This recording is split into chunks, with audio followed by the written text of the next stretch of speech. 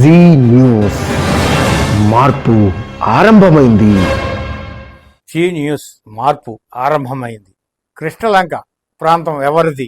దీని గురించి మనం ఒక లోతుగా ఈ మధ్య జరిగిన ఈ వరదలను దృష్టిలో పెట్టుకొని కానీ జరిగిన పరిణామాలను దృష్టిలో పెట్టుకొని కానీ ఈ వీడియో చేయాల్సిన అవసరం ఏర్పడింది. రియల్ ఎస్టేట్ రంగంలో ప్రారంభ దశలో ఆనాడు గుమ్మల లక్ష్మణరావు గారు నాయకత్వంలో కృష్ణలంక ప్రాంతంలో, ముఖ్యంగా రాణిగారి తోట ఆ ప్రాంతంలో రియల్ ఎస్టేట్ వ్యాపారం ప్లాన్ చేసి అప్పుడే విజయవాడ ప్రాంతానికి వలసలు వస్తున్నా, ఇటు బందరపట్నం నుంచి కానీ, అవినిగడ్డ నుంచి కానీ, ముఖ్యంగా ఉయ్యూరు మంటాడు ప్రాంతం నుంచి కానీ వేల కొలది, అంటే అన్ని సామాజిక వర్గాలు చెందినారు. అందులో ముఖ్యంగా కాపులు విపరీతంగా విజయవాడ ప్రాంతానికి విచ్చేశారు. వీళ్ళు రకరకాల ప్రాంతాల్లో సెటిల్ అయిన ఎక్కువ మంది కృష్ణలంక ప్రాంతాల్లో వచ్చి అక్కడ సెటిల్ అయ్యి మోటార్ ఫీల్డ్ గాని, మెకానికల్ గా గాని, దానికి అనుబంధంగా ఉన్న రకరకాల యూనిట్ లో సెటిల్ అయ్యి ఆర్థికంగా ఇబ్బందులు లేని పరిస్థితుల్లో జీవనం సాగిస్తున్న సమయంలో ఈ గుమ్మల లక్ష్మణరావు గారు రియల్ ఎస్టేట్ వ్యాపారం స్టార్ట్ చేయటం, ఆ స్టార్ట్ చేసిన దాంట్లో రియల్ ఎస్టేట్ వ్యాపారంలో ఆనాడే 72, 73 ప్రాంతాల్లో రంగా గారి సోదరుడు వంగవీటి రాధా గారి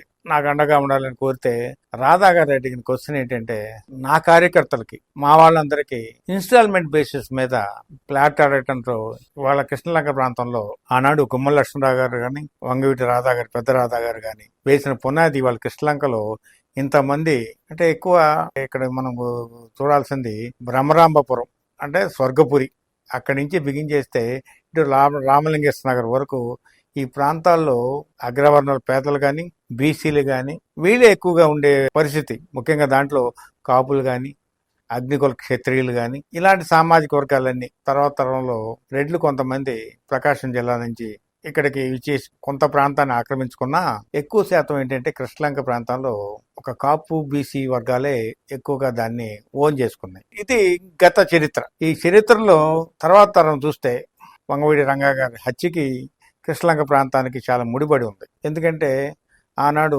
రంగా గారు నిరహాదీక్ష చేయడానికి ప్రధానమైన కారణం ఏంటంటే రాణిగారి తోటలో ఉంటున్న ప్రాంతాలకి పట్టాలు ఇమ్మని, అలాగే క్రీస్తురాజపురంలో ఎస్సీ వర్గాలు ఎక్కువగా ఉన్న ప్రాంతాల్లో పట్టాలు ఇమ్మని చెప్పి ఒక నిరహాదీక్ష కూర్చున్న సమయంలోనే రంగాగారి హత్యగా పడ్డారు. ఇది ఇలా ఉండగా ఒక రకంగా చెప్పాలంటే నేను మీకు ఒక మాట చెప్తాను. విజయవాడ ప్రాంతంలో రాజకీయంగా ఎవరు ఎదగాలన్నా, ఎవరు ఏం చేయాలన్నా కృష్ణలంక ప్రాంతాన్ని చూసే ఇది మాది, ఇది మేము అన్న ఆలోచనతోనే రాజకీయం చేసి సక్సెస్ అయ్యారు.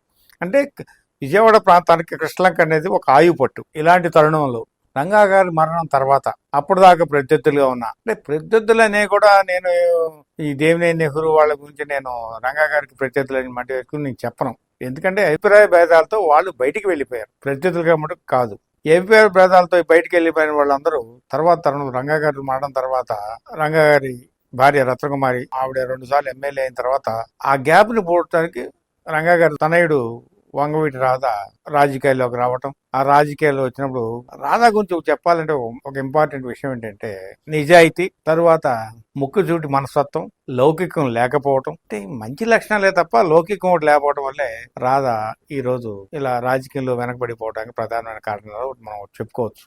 ఇక్కడ ఇది అప్రస్తుతం ఇదంతా. ఆ తరుణంలో అభిప్రాయ భేదాలతో విడివిడిగా ఉన్న దేవినేని నెహ్రూ వర్గం కానీ, రంగా గారి తనయుడు రాధా గాని కాంగ్రెస్ పార్టీలో ఉండడంతో ఆ టైంలోనే ఆంధ్రప్రదేశ్ రాజకీయాల్లో ఒక చారిత్రక ఘట్టం ప్రజారాజ్యం పార్టీ స్థాపన. ఆ టైంలో కంగారు పడిన రాజకీయ పార్టీలు ఏమైనా ఉన్నాయంటే ప్రజలతో సంబంధం లేకుండా బతుకుతున్న కమ్యూనిస్ట్ పార్టీలే తప్ప అన్ని పార్టీలు, కాంగ్రెస్ పార్టీ కానీ, తెలుగుదేశం పార్టీ కానీ, బీజేపీ పార్టీ కానీ అందరూ కంగారు పడ్డారు. ఆ టైంలో చిరంజీవి సామాజిక వర్గానికి చెందిన వివిధ పార్టీలో ఉన్న నాయకులందరూ వలస పెట్టి ప్రజారాజ్యం పార్టీలోకి ప్రయాణం చేయటం. ఆ టైంలో రాజశేఖర రెడ్డి కంగారు పడి అందరిని వ్యక్తిగతంగా పిలిచి మీకేం కావాలి అని చెప్పి ఒక తాయిలాలు, పెద్ద పెద్ద తాయిలాలు టన్నుల కొద్దీ తీసుకొచ్చి ఇస్తుంటే అప్పుడు దేవినేని నెహ్రూ తనకేదో ఆర్థికమైన పరిపుష్టి కలిగే విధంగా ఆయన కోరుకోవటం. దాని తర్వాత రకరకాలు అప్పుడున్న రాజకీయ నాయకులు అందరూ ప్రజారాజ్యం పార్టీలకు వెళ్లకుండా ఆగిపోయిన వాళ్ళందరూ ఏదో ఒక లబ్ధి పొందారు. కానీ ఆ లబ్ధి పొందని ఒకే ఒక నాయకుడు వంగవీటి రాధా. ఆశ్చర్యం ఏంటంటే ఆనాడు రాధా అడిగింది ఏంటంటే రాణిగారి తోట ప్రాంతంలో ఉన్న నివాసులందరూ, అంటే ఒక కాపు ఏం కాదు, అక్కడ అన్ని వర్గాలు ఉన్నాయి, ఇక్కడ వీళ్ళందరికీ పట్టాలిమ్మని చెప్పి కోరటం. అది కాకుండా ముంపుకు గురవుతున్న కృష్ణలంక ప్రాంతాన్ని ఒక రిటర్నింగ్ వాల్ నిర్మించాలని చెప్పి ఆనాడే ప్రపోజల్ పెట్టడం, దాన్ని రాజశేఖర రెడ్డి గారు శాంక్షన్ చేయటం. చేసిన తర్వాత ఆ 2 వాగ్దానాలు ఆల్మోస్ట్ ఎస్ అన్న తర్వాత ముందుగా రాధా చేతుల మీదుగా కృష్ణలంక ప్రాంతంలో పట్టాలు ఇవ్వటం. అది అయిపోయిన కొంతకాలానికి రాజశేఖర రెడ్డి గారి మరణం కానీ, తర్వాత గవర్నమెంట్ మారటం కానీ, ఇవన్నీ చంద్రబాబు నాయుడు వచ్చిన తర్వాత కృష్ణలంక రిటర్నింగ్ వాళ్ళని రాజశేఖర రెడ్డి గారు అంకురార్పణ చేసిన దాన్ని చంద్రబాబు నాయుడు ఆల్మోస్ట్ ఆల్ పూర్తి చేసి ఫినిషింగ్ స్టేజ్లో అది జగన్ చేతికొచ్చింది. అంటే ఇక్కడ మనం ఒక విషయాన్ని గమనించాలి. రిటర్నింగ్ వాళ్ళు నిర్మాణానికి పూనుకున్నది ఎవరు అంటే వంగవీటి రాధ. అది వదిలేసి ఎవరి కాళ్ళు ఇది మాది అని చెప్పుకోవడం, డంబాలు పలకడం, ఇది చాలా సిగ్గుచేటు. కాబట్టి కృష్ణలంక ప్రాంతానికి ఏదైనా సహాయ సహకారాలు అందించారంటే అది కేవలం వంగవీటి ఫ్యామిలీ. దాని దృష్టిలో పెట్టుకునే కృష్ణలంక రిటర్నింగ్ వాళ్ళు వంగవీటి రాధ నాయకత్వంలో జరిగిన అభివృద్ధి తప్ప ఇంకొకరిది కాదని చెప్పి తెలియజేస్తూ, అందుకనే కృష్ణలంక ప్రాంతం వంగవీటి వంశస్థులది. దాన్ని చూస్తే ఇవాళ విజయవాడలో అందరం తలెత్తుకొని తిరిగే పరిస్థితి ఏర్పడింది. Thank you very much.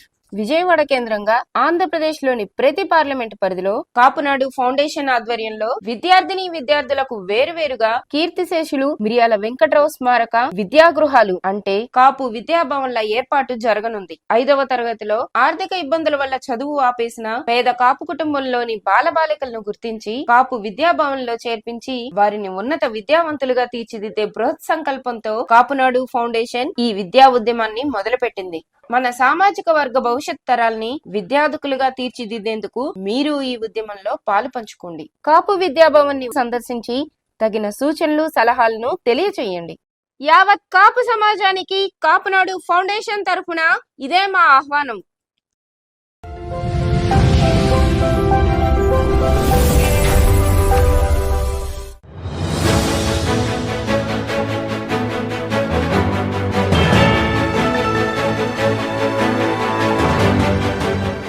G news మార్పు ఆరంభమైంది.